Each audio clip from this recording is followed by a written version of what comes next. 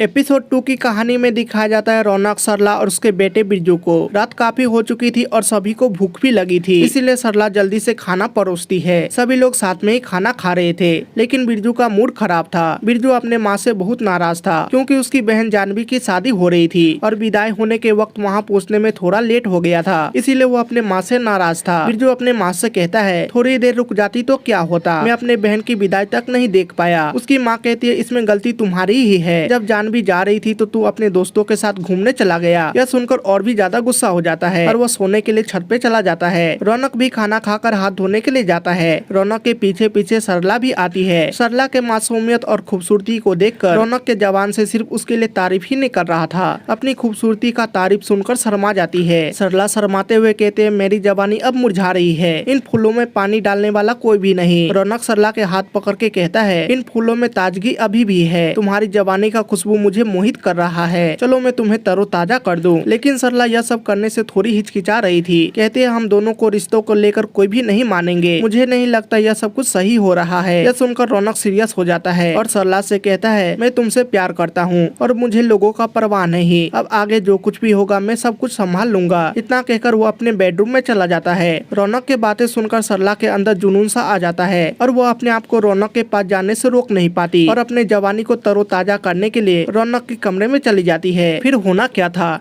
दरवाजे को कुंडी लगाकर दोनों मिलकर खूब तरोताजा होते हैं और इसी तरोताजा के साथ एपिसोड 2 यहीं पे खत्म हो जाता है। लेकिन इस वेब सीरीज का अगला पार्ट अभी बाकी है। तो दोस्तों, आपको यह एपिसोड कैसी लगी, आप हमें कमेंट में अपना राय जरूर बताइएगा और चैनल पर पहली बार आए हो तो चैनल को सब्सक्राइब करना बिल्कुल मत भूलिएगा, क्योंकि आपको ऐसे ही नए नए एपिसोड देखने को मिलेगा।